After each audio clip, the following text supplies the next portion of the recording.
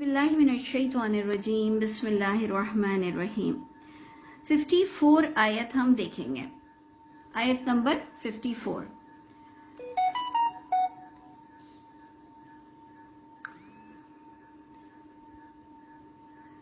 इससे जो पहले हमने एंड किया था, एक तो हमने ये स्टेटमेंट को रट्टा मारना था, खालिसतन लका मिन दूनिल मोमिनीन, और अब जब हमने इसको समझा कि उम्महातुल मोमिनीन के लिए जब वो ला तदखुलू, हमने जो वो वाला भी टॉपिक पढ़ा कि ला तदखुलू बुयूतन नबी, तो इसलिए ये सेकंड टॉपिक भी आप लोग देख लीजिए कि बुयूतन नबी के कोई डिसिप्लिन थे जो हमसे थोड़े से डिफरेंट हैं, और जब उनको खाने पर बुलाया जाए तो आप जाएंगे और उसके बाद बैठना नहीं है। अल्लाह के नबी को ये बड़ी अजियत देता है, अल्लाह के नबी हया करते हैं कि आपको इस तरह से कहें, लेकिन अल्लाह आपको हक बता रहे हैं तो आप केयरफुल रहें।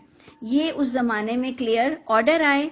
अब जब हमने देखा आगे कि जब तो आया था ला तदखुलू बुयूतन नबी, बुयूतन नबी का जब टॉपिक आया तो उसमें हमने कहा कि अगर तुम्हें कोई चीज मांगनी हो औरतों से तो तुमने वो भी दरवाजे के बाहर से मांगना है, आपने एंटर नहीं होना है घरों के दरवाजों से, अंदर जाकर नहीं मांगना। मिन वराई हिजाब में हमारा जो आजकल का पर्दा है ये उसकी बात नहीं हो रही है कि पर्दा करके और तुम बात करो, वो तो हम करते ही हैं, पर्दा ही करते हैं नामहरम से, जो एक तरीका और तमीज तहजीब है। लेकिन घर के अंदर हम लोगों को ला सकते हैं, जो हमारी इजाजत है, हमारा अपना घर है, मियाँ बीवी का दोनों का घर होता है, गैर भी आते हैं, हमारे रिश्तेदार भी आते हैं, उनके रिश्तेदार भी आते हैं, सारे नामहरम भी होते हैं, फ्रेंड्स भी होते हैं, कोलीग्स भी होते हैं, हमारी स्कूल कॉलेजेस के भी दोस्त आते हैं। तो इसलिए ये बहुत डिफरेंट बात है कि नबी के घर में कोई एंटर नहीं होगा, और होगा भी तो बाहर से अगर उसको कुछ चीज मांगनी हुई तो वो मांग लेगा। ये बात हमने पढ़ी और बहुत ही डिफरेंट बात है, हमारे लिए बहुत ही समझने वाली बात थी। अच्छा जी, उसके साथ हमने जो ये बात देखी थी कि वमा कान लकुम अन तुज़ू रसूल अल्लाह, हमने इस आयत को शायद तकरीबन आधा ही छोड़ा था, आयत नंबर 53 को, कि वमा कान लकुम अन तुज़ू। आयत नंबर 53 भी हम इस वक्त डिस्कस कर रहे हैं कि तुम्हारे लायक नहीं है, यानी उस वक्त जब वही उतर रही थी और लोगों से खिताब हो रहा था तो बकायदा बताया गया कि तुम्हारे लायक नहीं है, तुम्हें सूट नहीं करती ये बात कि अन तुज़ू रसूल अल्लाह, कि तुम किसी भी मामले में जो कानून शिकनी है वो मत करो, ये कि तुम अजियत दो रसूल अल्लाह को। एक्चुअल तर्जुमा तो ये है कि तुम्हारे लायक नहीं है कि तुम अजियत दो अल्लाह के रसूल को, यानी कोई ऐसे काम मत करो जिससे उनको तकलीफ हो। इवन यहां तक के बताया गया कि जो तुम गप्पे हाँकने बैठ जाते हो और तुम जो बातों में लग जाते हो खाने के बाद, तो ये भी मेजबान को अजियत देता है। ये हमें भी बताया गया कि आपको देखना है कि आप उस मेजबान से कितने करीब हैं और कितने किसके पास आप बैठ सकते हैं, नहीं तो ये बड़ा अजियत देता है मेजबान को, मेहमान ये अजियत देता है कि बैठा रहे। और अब हमने जो इसको आधा कंप्लीट करना था कि वला अन तन की हु, और ना ये कि तुम निकाह करोगे, लोगों से कहा जा रहा है कि ए लोगों तुम नहीं निकाह करोगे अज़वाजहू, ज़ौज से उस नबी की, उस नबी की बीवियों से तुम निकाह नहीं करोगे, मिन बादिही अबदा, उस नबी के बाद, यानी नबी के बाद है जो नबी के इंतकाल का ईमान नहीं रखता, जो नबी की मौत का ईमान नहीं रखता। तो इस आयत में देख लीजिए मिन बादिही, नबी के बाद, यानी नबी को फिर आपने दफनाया क्यों है। जब हम फजूल बहसों में लगते हैं, हमारे नबी अल्लाह के यहाँ तो बहुत ही आला दर्जे पर होंगे, लेकिन हमने फजूल की एक जो बहस बना ली थी, तो आप देखें ना कि कितने पॉइंट्स हमको मिलते हैं कि अल्लाह ने ये बात को कहते हुए नहीं शर्माए। अल्लाह ने हक किस तरह बयान किया कि नबी के बाद तुम उनकी बीवियों से निकाह नहीं करोगे, अबदन, कभी भी ऐसा नहीं होगा। और आपको ये भी अपनी इंडेक्स में रखना है, अपनी लिस्ट में रखना है कि बहुत ही अनयूजुअल बातें हुई हैं कि नबी की बीवियों के लिए कहा गया कि ए नबी आप अब नया निकाह नहीं कर सकते हैं किसी आजाद औरत से, آپ تبدیل نہیں کر سکتے ہیں ان عورتوں کو، یعنی بہت ہی ڈفرینٹ ساری سچویشن ہے. تو اسی کے ہی ساتھ دیکھیے کہ انہیں شادی کا بھی حکم نہیں آ رہا. ان ذالکم کان عند اللہ عظیما، اللہ نے اس گناہ کی نوعیت بتائی. گناہ تو کوئی نہ کرے گا، لیکن سوچنا بھی پھر عقل مند کے لیے گناہ ہوتا ہے کہ جب کسی گناہ کی نوعیت بتائی جائے تو اس گناہ کو سوچنا بھی گناہ ہی سمجھا جاتا ہے. تو یہ صحیح بات مجھے بہت لگی کہ معاشرے کے پورے کان کھڑے کر دیے گئے کہ سوچنا بھی نہیں، ذرا بھی ہینکی پھینکی حرکت بالکل نہیں کرنی ہے اور کچھ گڑبڑ نہیں کرنی ہے، سوچوں میں بھی فطور نہیں لانا ہے، کیونکہ یہ کام نہیں ہو سکتا. یہ باقاعدہ وحی کے ساتھ ثابت ہو گیا کہ اللہ کی کتاب کمپلیٹ ہے.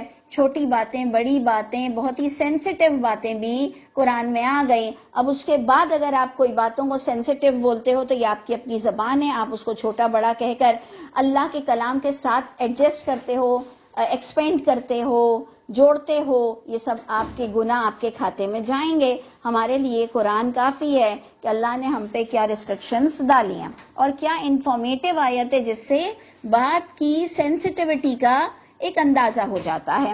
تو اب آپ غور کریں کہ وہی نیتوں کی جہاں بات آئی کہ ان ذالکم کان عند اللہ عظیما، کہ یہ تمہارے لیے یہ کام، یہ سوچ اللہ کے نزدیک بہت عظیم ہے. تو دیکھیں اسی آیت کو پھر تفسیر القرآن بالقرآن نے کتنا ایکسپینڈ کر کر اور کھولا کہ ان تبدو شیئا، اگر تم کچھ چیز ظاہر کرتے ہو، کوئی بات، او تخفوہ، یا تم خفیہ رکھتے ہو اس کو دل میں، فإن اللہ کان بکل شیء علیما، تو یاد رکھنا کہ اللہ کو تو ہر بات کا علم ہے.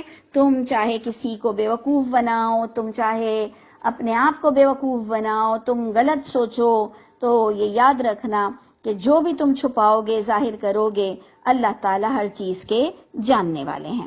آیت 54 تک ہمارا یہ چیپٹر کمپلیٹ ہوا، جو کہ کل ہو جانا چاہیے تھا لیکن ہم نے آج کیا.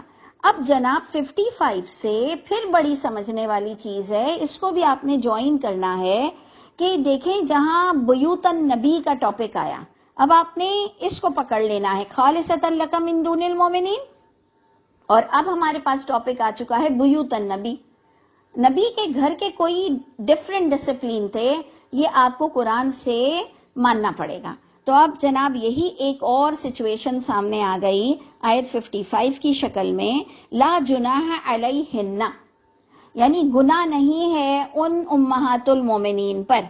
یہ امہات المومنین کے لیے اسپیشلی آ رہا ہے، غور کیجئے گا، کانٹیکٹ سے جوڑیے گا. جو مؤنث جمع آ رہی ہے یہ اسپیشلی امہات المومنین سے جڑ رہی ہے کہ گناہ نہیں ہے، یعنی گناہ ملے گا اگر ان رشتوں کے علاوہ کوئی بھی آپ کے گھر میں آ جائے. یہ ہمارے لیے کوئی گناہ نہیں ہے.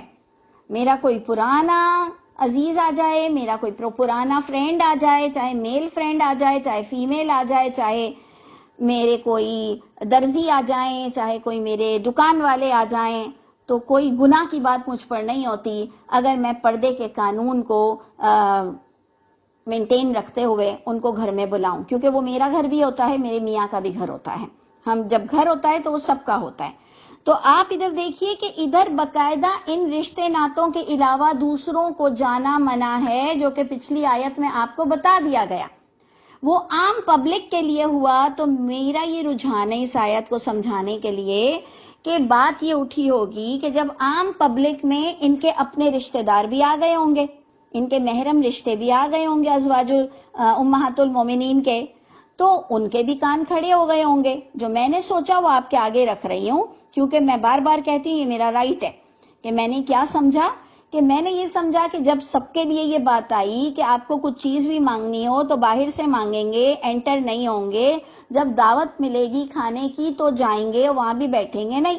اس بات سے سب نے سوچا ہوگا کہ ہم سب کے لیے یہ ریسٹرکشن آ گئی. تو اللہ کی کتاب، اللہ کی قسم کمپلیٹ کتاب ہے. اللہ کی کتاب، اللہ کی قسم ایک ایک بات کہہ گئی ہے، اس کے علاوہ ہم سے کوئی سوال نہیں ہوگا. کہ اللہ نے یہ بات بھی کھول دی کہ اچھا محرم کیا کریں گے، امہات المومنین کے محرم پر بھی کیا یہی ریسٹرکشن ہے؟ تو اللہ نے آیت کھول دی کہ نہیں جی، اب محرم کے لیے ایک الگ بات آ گئی کہ اچھا ان محرم رشتوں کو کوئی گناہ نہیں. یعنی جناح کے ہم بریکٹ میں کیا ڈالیں گے؟ نہیں گناہ ان محرم رشتوں پر، کیونکہ کانٹیکس سے ہم لیں گے بیوتن نبی کا ٹاپک. نہیں گناہ گھروں میں داخل ہونے کے لیے محرم رشتہ داروں کو ان عورتوں کے معاملے میں فی آبائہن، ان کے باپ ان کے گھر میں بغیر کھائے بھی، کھانے کی دعوت کے بغیر بھی جب چاہیں اپنی بچیوں سے ملنے جا سکتے ہیں. ان کے باپوں کے بارے میں کوئی گناہ نہیں ہے. ولا ابنائہن، نہ ان کے بیٹوں کے بارے میں، ان کے بیٹے ہیں وہ آ سکتے ہیں. ولا اخوانہن، نہ ان کے بھائیوں کے بارے میں. ہمارے لیے یہ آیت میں پھر کہوں گی کہ ڈیفرنٹ ہے، ہم ان محرم کے علاوہ بھی نامحرم کو بلا سکتے ہیں تمیز کے دائرے میں، ادب کے دائرے میں، پردے کے ساتھ. لیکن ان خواتین کو ان محرم رشتوں کو بلانا گناہ نہیں تھا. ان کے باپوں کے معاملے میں کوئی گناہ نہیں ہے، وہ آ جائیں جب بھی چاہیں، بیٹوں کے معاملے میں، بھائیوں کے معاملے میں. ولا ابنائی اخوانہن، سارا ولا لا لا لا لا لا، یہ لا کس پر جائے گا؟ لا جناح، لا جناح، لا جناح. گناہ نہیں ہے، گناہ نہیں ہے، گناہ نہیں ہے. نہ بھائیوں کے معاملے میں کوئی گناہ ہے کہ وہ آ جائیں گھروں میں، نہ ولا ابنائی اخوانہن، اخوان ان عورتوں کے جو بھائی کے بیٹے ہیں ان کے لیے بھی کوئی گناہ نہیں ہے. ولا ابنائی اخواتہن، اخوات بہنوں کے بیٹے بھی. دیکھیں یہاں کس کو دیکھا جا رہا ہے؟ لیڈیز کے بارے میں بات نہیں ہو رہی ہے یہاں، جینٹس کے بارے میں بات ہو رہی ہے، مردوں کے بارے میں بات ہو رہی ہے کہ امہات المومنین کے گھروں میں نہیں جانا چاہیے، لیکن یہ محرم رشتے جا سکتے ہیں. تو جی اس سے ہمیں ایک تو محرم کی لسٹ بھی پتہ چل گئی، اس سے پتہ چل گیا کہ بھائی کے بھی بیٹے محرم ہوتے ہیں اور بہنوں کے بھی بیٹے محرم ہوتے ہیں. ولا نسائہن، عام عورتوں کے لیے بھی کوئی ممانعت نہیں ہے. تو آپ نے اور کلیئر دیکھا جینٹس کے بارے میں، کیونکہ نساء سب آ گئیں، نساء میں ساری نساء آ گئیں کہ وہ بھی تہذیب کے دائرے میں ڈسپلین کے ساتھ، جیسے ہم کسی کے گھر جاتے ہیں پوچھ کے جاتے ہیں یا اس کو اذیت نہیں دیتے ہیں. تو عام عورتوں کو بھی اجازت آ گئی کہ امہات المومنین سے وہ مل سکتی ہیں. ولا ما ملکت ایمانہن، اس میں آپ دیکھیے مذکر بھی آ رہا ہے، مؤنث بھی آ رہا ہے، کہ ایون وہ مذکر غلام سے بھی گھر میں وہ آ سکتے ہیں. مذکر غلام بھی، مؤنث تو آتی ہوں گی کیونکہ نسائہن میں بھی ہے، اور وہ ملکت یمین میں سب آ گئے ہیں. تو آپ دیکھ لیجئے کہ غلام غلام ہوتا ہے، غلام سے شادیاں نہیں ہوتی ہیں، نہ غلام سے ہوتی ہیں تو لونڈیوں سے بھی نہیں ہوتی ہیں. آزاد آزاد سے کرے گا اور غلام لونڈی سے کرے گا. اگر بہت ریئر کوئی سچویشن ہے تو تب جا کر آپ نے والمحصنات کا فرسٹ پیج پڑھنا ہے پارے کا، کہ وہاں پر آپ کو کلیئر محکم آیتیں مل گئیں کہ غلام غلام سے کریں گے، اور یعنی غلام لونڈی سے کریں گے اور آزاد آزاد سے کریں گے. اور اگر کوئی حق مہر آزاد کو نہیں دے سکتا اور وہ بہت پریشان ہے بیوی کے معاملے میں، تو بھی اگر تم صبر کر لو تو بہتر ہے، نہیں تو پھر تم لونڈی سے کرو، کیونکہ وہ انسٹیٹیوٹ امبیلنس رہے گا. انسٹیٹیوٹ میں ہم تقریباً ایک برابر بچوں کو ایک کلاس میں لیتے ہیں، تو وہاں پر بھی جو میاں بیوی ہے اس کے سٹینڈرڈ ایک جتنے، تقریباً دماغی رہن سہن سب تقریباً ایک جیسا تقریباً ہوتا ہے. وہ آڈ کپلز نہیں ہوتے ہیں، اللہ کی کتاب سے پتہ چلتا ہے کہ آڈ کپلز نہیں ہوتے ہیں. تو ادھر آپ غور کیجئے کہ یہاں محرم رشتوں کی بھی ہمیں لسٹ پتہ چل گئی، اور نسائہن کی بھی اجازت دکھ گئی، اور ملکت یمین میں دونوں مذکر مؤنث دونوں دکھ گئے، اور غلام بھی امہات المومنین کے گھر پر کوئی بھی ٹائم جا سکتے تھے. واتقین اللہ، ان کے گھر میں بھی ہوتے ہوں گے. اللہ سے ڈرو، بات یہ آ گئی کہ ہر معاملے میں اللہ سے ڈر کے امہات المومنین کے گھروں میں جاؤ. سب کو حکم ہو رہا ہے تقوی کو ملحوظ رکھو. ان اللہ کان علی کل شیء شہیدا، اللہ شہید ہیں، اللہ گواہ ہیں، اللہ نگران ہیں کہ تم ان گھروں میں کس نیت سے جاتے ہو، چاہے فیمیل ہو، چاہے میل ہو، چاہے محرم ہو، تم کیا باتیں وہاں کی لاتے ہو، کیا خیانتیں کرتے ہو، کیا ادھر کی ادھر کرتے ہو، یہ ساری باتیں بہت سینسٹیو ایشو ہے، یہ آیت بن گئی۔ اور میں نے آپ کو پھر کہنا ہے کہ وہ جو عام پبلک کے لیے آیت آئی تھی کہ آپ یوں ہی نہیں جا سکتے ہیں، تو باقاعدہ ڈسپلین مینٹین ہوا کہ جناب محرم رشتے کس طرح جائیں گے۔ پھر ہماری وہی بہت ہی فیمس آیت آ گئی، آیت 56 میں کہ ان اللہ و ملائکتہ یصلون علی النبی، بے شک اللہ اور اس کے فرشتے وہ اللہ سے وہ جڑے ہوئے ہیں نبی سے۔ ہم نے 2 ترجمے دیے تھے کہ وہ دعا ہوتی ہے، خیر ہوتی ہے، بلیسنگ ہوتی ہے نبی پر، اللہ اور اس کے فرشتے اپنے نبی پر بلیسنگ بھیجتے ہیں۔ ایک تو ہمارا یہ نام نہاد ہمیشہ سے فیمس ایک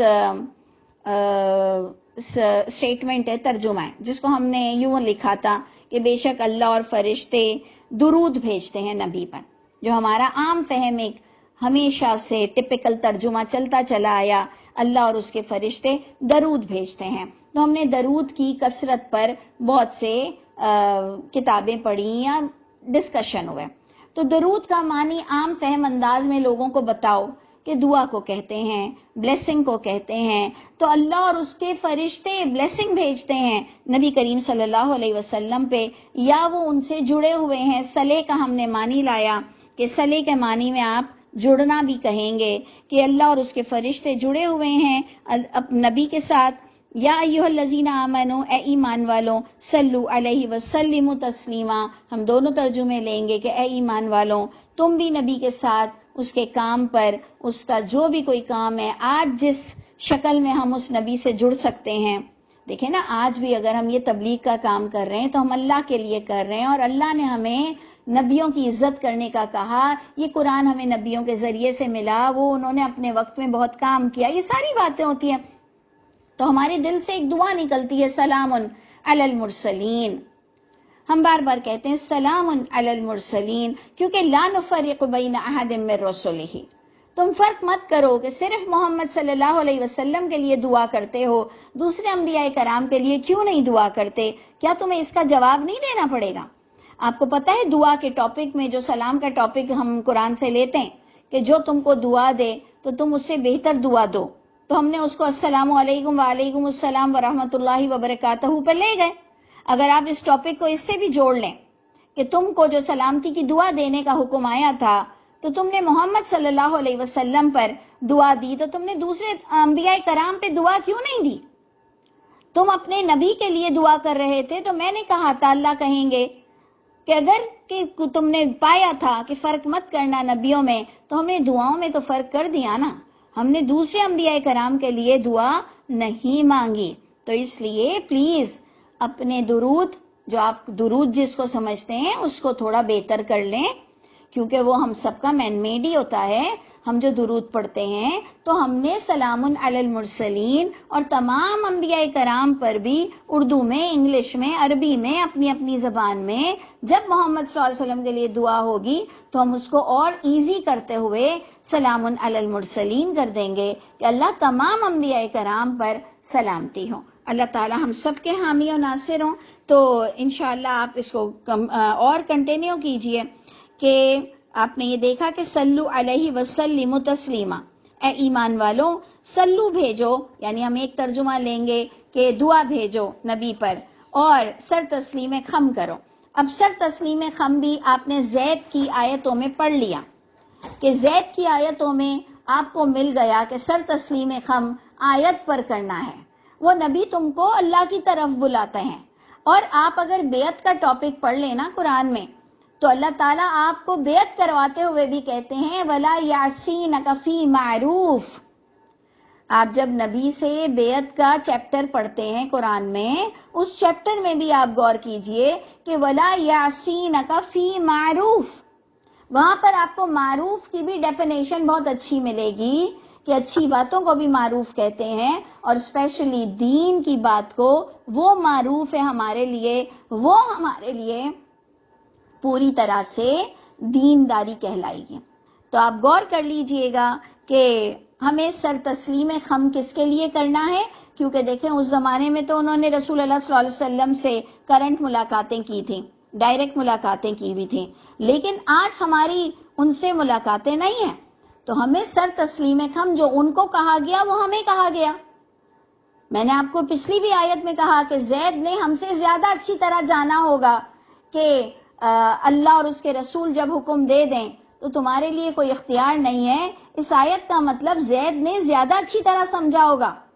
میں نے تو آپ کو کہا نا کہ اگر مجھے وہ پرائیویٹلی کوئی بات کہہ دیتے رسول اللہ صلی اللہ علیہ وسلم تو میں کہتی کہ نہیں، ایک نبی نے کہا ہے تو ان کی باتوں میں برکت ہوگی، مجھے اپنی زندگی فنا کر دینی چاہیے. لیکن زید ہم سے زیادہ صالح بھی ہوں گے، زید ہم سے زیادہ سمجھدار بھی ہوں گے.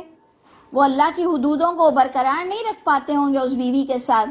انہوں نے اس سے علیحدگی کر لی جبکہ نبی نے کہا تھا امسک علیک زوجک. تو آپ غور کیجئے، یہ بڑا سمجھنے والا پوائنٹ ہے، بہت انٹلیکچوئل پوائنٹ ہے. اللہ فرما رہے ہیں تم سر تسلیم خم رکھو، یعنی اللہ کی کتاب کے معاملے میں جو تمہیں آرڈر مل رہے ہیں اس سے آؤٹ ہونے کی ضرورت نہیں ہے. اندر رہو، قرآن کے اندر رہتے ہوئے اپنے آپ کو ایمان والا بناؤ. اور اسی کے ہی ساتھ ہم آیت دوسری بھی لیں گے 57 کہ ان الذین یؤذون اللہ ورسولہ، بے شک جو لوگ بھی اذیت دیتے ہیں اللہ اور اس کے رسول کو. وہی بات آ گئی، اللہ اور اس کے رسول کو اذیت دینے کا بھی پورا قرآن سے آپ کو ٹاپک ملے گا. غلط بولنا، غلط حدیث بولنا. آپ کو لگتا نہیں ہے کہ ہاں آپ اور میں جو غلط روایتیں پڑھتے ہیں، غلط حدیثیں پڑھتے ہیں، غلط باتیں کرتے ہیں، غلط معجزات بتاتے ہیں، غلط قصے کہانیاں، اندر کی داستانیں، بیویوں کی داستانیں بتاتے ہیں، اگر جہاں کہیں ہم غلط ہیں تو آپ کو احساس نہیں ہوتا کہ اللہ کے نبی کو جب پتہ چلے گا قیامت کے دن تو کتنی بری بات ہوگی اور کتنی اذیت ناک بات ہے کہ ہم کسی پر بغیر تصدیق کے باتیں کرتے پھریں اور عجب عجب سی باتیں کریں. یہ تو لوگوں نے پوری بخاری پڑھی نہیں ہے. ذرا پوری بخاری پڑھ کے تو دیکھو، اپنی فیملی کے سامنے پڑھ نہیں سکو گے.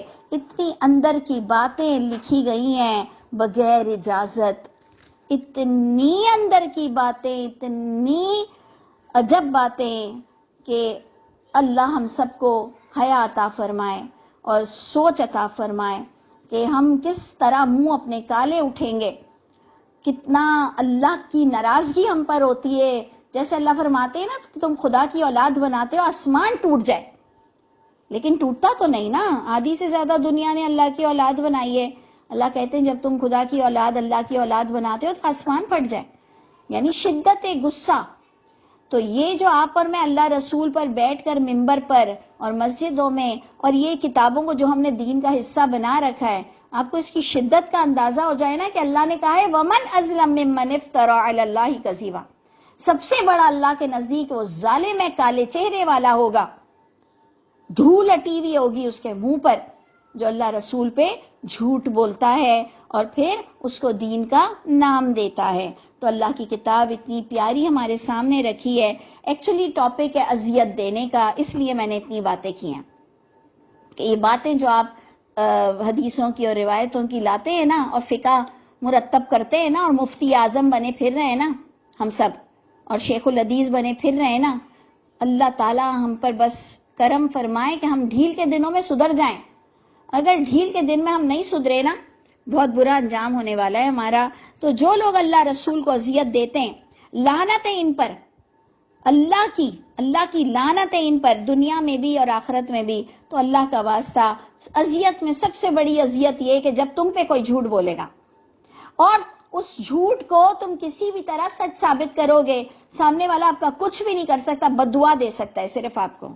اس کی آہ لگتی ہے آپ کو جب آپ پر کوئی بہت جھوٹ بولے گا، آپ کی ماں پر بھی جھوٹ بولے گا، آپ کے باپ پر بھی جھوٹ بولے گا اور وہ ایک برانڈ ہوگا، اس کی بات مانی جاتی ہوگی، تو آپ کہیں گے بس اللہ آپ کی لاٹھی بے آواز ہے، اے میرے اللہ آپ اس شخص سے نمٹ سکتے ہیں.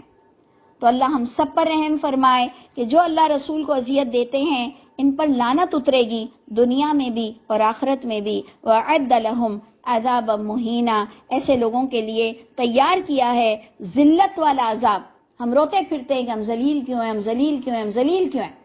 اتنی بڑی ذلت کا کام تو ہم نے کیا ہے کہ ایک تو قرآن بغیر ترجمے کے آمین کر لی، حافظ قرآن اتنے بنائے ان کو ترجمہ آتا نہیں ہے، تراویحاں جو لوگ پڑھیں گے ان کو ترجمہ نہیں آئے گا، وہ سمجھ کے اگر پڑھنے لگ جائیں تو ایسے کڑ کڑ پڑھتے ہوئے ان کو شرم آئے گی کہ ہم یہ کیا پڑھ رہے ہیں، تھوڑی سی تو سمجھ لے لو، تھوڑی سی تو سمجھ لے لو، پھر ہم ذلیل نہ ہوں تو کیا ہوں۔ ایک تو ہم نے اللہ رسول پہ جھوٹ بولا، بغیر ترجمے کے قرآن پڑھا۔ اللہ ہم سب پر رحم فرمائے، ہم کس طرح اللہ رسول کو اذیت دیتے ہیں۔ ہم کہتے ہیں اشہد ان محمدًا عبدہ ورسولہ، ہم کہتے ہیں میں گواہی دیتا ہوں کہ محمد صلی اللہ علیہ وسلم میسنجر ہے، میسج ہی نہیں پڑھا، سمجھا ہی نہیں، تو آپ بتائیے تو صحیح ہم کتنی اذیت دے رہے ہیں۔ اللہ ہم سب پر رحم فرما دے۔ آگے دیکھیں یہی اذیت کا ٹاپک ہی آ رہا ہے کہ والذین یؤذون المؤمنین والمؤمنات، اللہ رسول کو اذیت کے بعد عوام پبلک کی بات آ گئی کہ وہ لوگ جو اذیت دیتے ہیں مومن مردوں کو بھی اور مومن عورتوں کو بھی بغیر مکتسب، بغیر جو کمایا انہوں نے، یعنی اگر کوئی غلطی ہوئی ہے تو چلو پھر ٹھیک ہے تم اس کا بدلہ لے لو، بغیر کسی غلطی کے جب تم کسی کو اذیت دیتے ہو، اس اذیت میں بھی آپ دیکھ لیجئے گا جھوٹ پر ہی بات ہے، کسی پر الزام لگانا، کسی پر باتیں کرنا، کسی پہ ہنسنا، کسی کو کمتر سمجھنا، اور بھی بہت ساری باتوں سے ہم لوگوں کو اذیت دیتے ہیں۔ اللہ تعالیٰ میں اور آپ جہاں کہیں ہم اگر اپنے گھر میں بھی کسی کو اذیت دے رہے ہیں، اب اگر جن کے گھروں میں ہی ساس بہو ایک دوسرے کو اذیت دیتی ہوں، اور اگر گھر والے شوہر اور بیوی ایک دوسرے کو اذیت دیتے ہوں، بچوں کو ہم دے رہے ہوں یا ہمیں بچے دے رہے ہوں اذیت، تو آپ دیکھ لیجئے کہ سب کا حال کیا ہوگا۔ اللہ فرماتے ہیں کہ جو لوگ اذیت دیتے ہیں بغیر کسی کمائی کے فَقَدِ احْتَمَلُوا بُهْتَانًا وَإِثْمًا مُبِينًا، تو یقیناً ان لوگوں نے اپنے اوپر لاد لیا ہے، ایسے لوگوں نے خود اٹھا لیا ہے بہتان، اتنا بڑا الزام لے کے وہ اس دنیا سے جائیں گے۔ جو لوگ گھر میں بھی لوگوں کو اذیت دیتے ہیں، باہر بھی دیتے ہیں، ممبر پر بیٹھ کر جھوٹی حدیثیں پڑھتے ہیں، ہم اس آیت میں سب کو لائیں گے کہ کم از کم اپنی پرسنالٹی ایسے تو مت کرو نا کہ گھر والوں کے آنسو نکالتے ہو، گھر میں بچیاں لا کر یا ہم کسی بھی سطح سے نوکر ماسیوں کو یا ان کی سیلری روک کر یا ہم باس بن کر، یعنی ہمارے ہاتھوں میں پوری چیزیں، ہم جب چاہیں کسی کو ذلیل کر دیں اور آنسو نکال دیں۔ تو اللہ فرماتے ہیں اگر تم نے یہ حرکت کی ہے تو فَقَدِ احْتَمَلُوا، تم نے لادا ہے بہتان، اپنے اوپر بہت بڑا الزام لے کے اس دنیا سے جاؤ گے، وَإِثْمًا مُبِينًا، اور اتنا بڑا جرم اور گناہ لے کے جاؤ گے جو کسی کو کچھ بولنے کی اجازت نہیں ہوگی، کیونکہ وہ مبین ہوگا، کھلم کھلا جرم ہے، یہ کھلا جرم ہے، کھلا جرم ہے، یہ انوسینٹ ہی نہیں بن سکو گے کہ اچھا اللہ تعالیٰ مجھے تو نہیں پتا تھا، اچھا اس میں بھی گناہ ہے، اچھا مجھے تو نہیں پتا تھا، یہ اتنا کلیئر گناہ ہے۔ مومن مومنات کو اذیت دینا یا اللہ رسول کو اذیت دینا، جھوٹ بول کر دینا، بہتان لگانا، اپنے اوپر تم بہت بڑا بہتان لے کر جاؤ گے۔ اللہ تعالیٰ مجھے اور آپ کو سچا مومن بنا دے۔ میں نے اور آپ نے جہاں کہیں کسی کے آنسو نکالیں، جہاں کہیں ہم نے کسی کا حق مارا ہے، جہاں کہیں ہماری ذات سے کسی کو تکلیف ہوئی ہے، اللہ تعالیٰ ہم آج اس وقت سچے دل سے آپ سے معافی مانگتے ہیں۔ انشاءاللہ نیکسٹ منٹ اگلے لمحے ہم اپنی وہ حرکت نہیں کریں گے، اور اللہ تعالیٰ ہم آپ کے آگے سر تسلیم خم کرتے ہیں، ہمیں نئی زندگی عطا فرمائیے، ہمارا نیا اعمال نامہ ہے، اور اگر اس سے بھی بہتر ہو کہ اللہ ہماری برائیوں کو نیکیوں میں کنورٹ کر دیجئے، تو اللہ تعالیٰ آپ تو کریم ہیں، آگے ہمیں نیک انسان بنا دیجئے۔ سبحان ربک رب العزت عما یصفون وسلام علی المرسلین والحمد للہ رب العالمین۔ اگلا انشاءاللہ ہمارا جو پیر کا سبق ہے وہ پردے پر ہے، تو ضرور انشاءاللہ 3 بجے میں ہی ہم جوائن ہو جائیں، کیونکہ پہلی آیت پردے کی ہے، بہت امپورٹنٹ ہے ہماری بخشش کے لیے، اس کو ایزی مت لیجئے کہ اللہ کے قانون کے مطابق ہم عورتوں کو مردوں کو پردہ کرنا چاہیے، تو اس لیے اگر آپ لوگ 3 بجے میں ہی سب ٹچ ہو جائیں تو یہ آیت ہم سے مس نہیں ہوگی۔ ویسے بھی اگر کسی کو بھی زوم والی یہ آڈیو نہیں مل رہی ہو تو وہ مجھ سے ضرور کانٹیکٹ کر لیں۔ السلام علیکم ورحمۃ اللہ وبرکاتہ۔